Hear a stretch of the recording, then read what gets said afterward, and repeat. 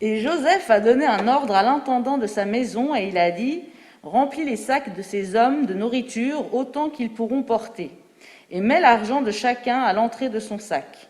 Et ma coupe, la coupe d'argent, tu mettras à l'entrée du sac du plus jeune, et l'argent de son blé. » Et il a fait selon la parole de Joseph, selon ce qu'il a dit. Le matin était levé, et les hommes furent renvoyés, eux et leurs ânes. Ils sortaient de la ville, ils n'étaient pas loin, et Joseph a dit à son intendant, « Debout, vous, derrière ces hommes. Et tu les rattraperas et tu leur diras, « Pourquoi avez-vous rendu le mal à la place du bien ?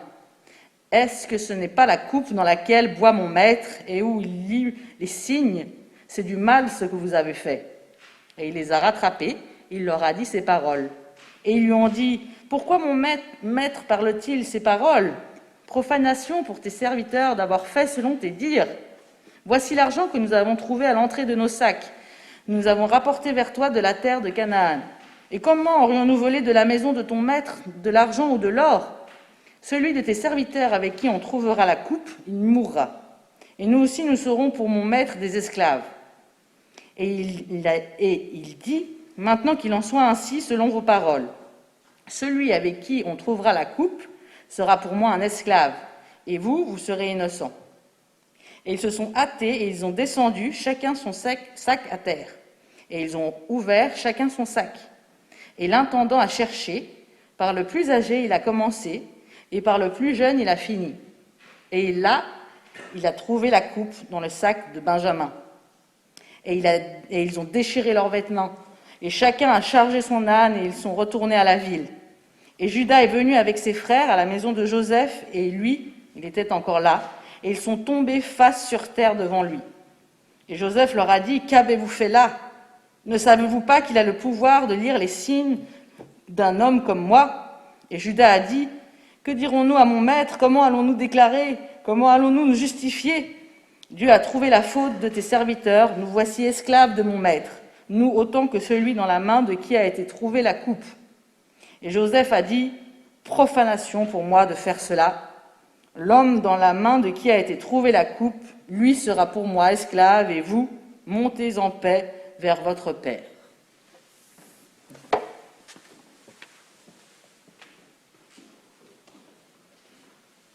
Quelquefois, les rabbins sont d'excellents scénaristes.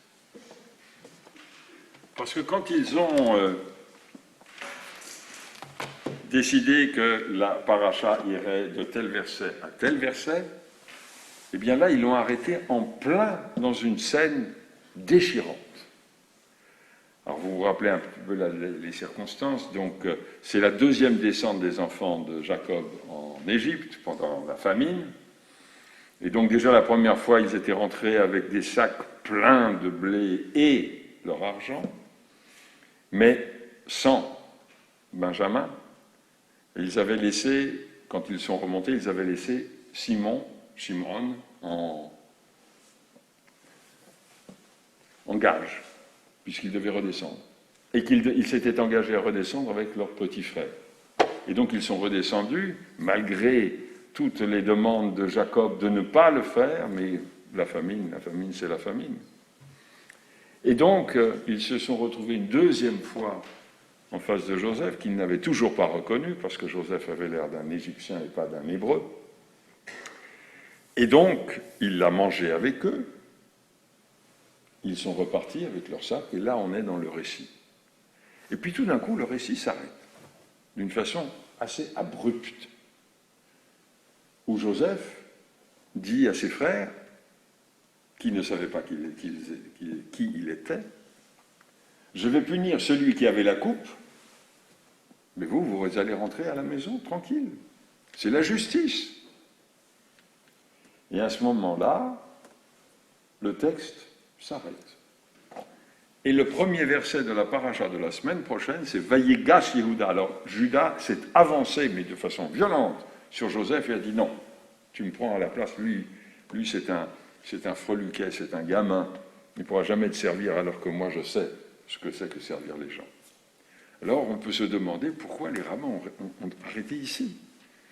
Mais dans le fond, s'ils avaient fait de Bréchit une série, C'était une fin parfaite pour que les spectateurs ou téléspectateurs se disent « Que va-t-il se passer la semaine prochaine ?»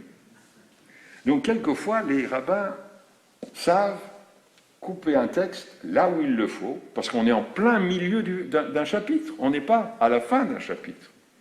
On est au verset 17. Et il y a encore de nombreux versets après. Mais quelquefois, il y a aussi peut-être des intentions.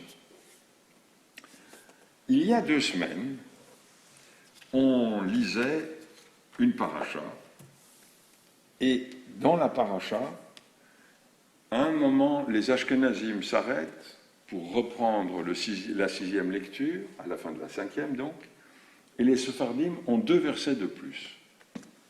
Puis on peut se dire, mais enfin, comment ils ne peuvent pas se mettre d'accord entre Ashkenaz et Séfarad pour la lecture de la Torah, quand même?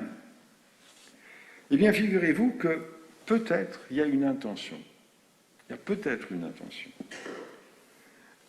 Là où s'arrête la lecture, les derniers versets de la lecture pour les Ashkenazim, il est dit « Et Dieu apparut encore à Jacob après son retour de Padan Aram, donc il s'est déjà réconcilié avec Ésaü, et il le bénit, et Dieu lui dit « Ton nom est Jacob, tu ne seras plus appelé Jacob, mais ton nom sera Israël », ça on le savait déjà. Il lui donna ainsi le nom d'Israël, et le dernier verset du 5e appelé est le suivant. Dieu lui dit « Je suis le Dieu Tout-Puissant, prolifère et multiplie-toi, une nation et tout un groupe de nations seront issus de toi, et des rois naîtront de toi. » Alors juste un petit point de halakha. Vous savez que dans le premier chapitre de la Genèse, lorsque Dieu bénit Adam et Ève, il leur dit « Peru urvu umilu et haaretz b'chiv shua » croissez et multipliez, remplissez la terre, et soit on dit maîtrisez-la ou gérez-la, comme vous voulez. Moi, je préfère le gérer, ça fait un peu plus écolo.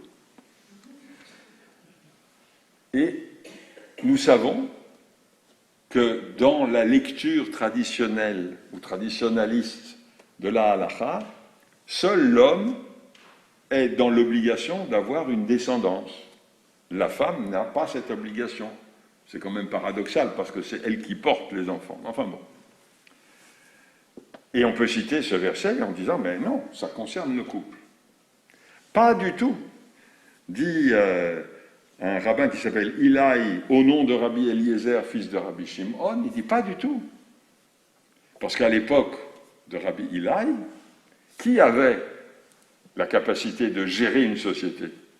Qui avait une capacité de travailler la terre? Les hommes, pas les femmes.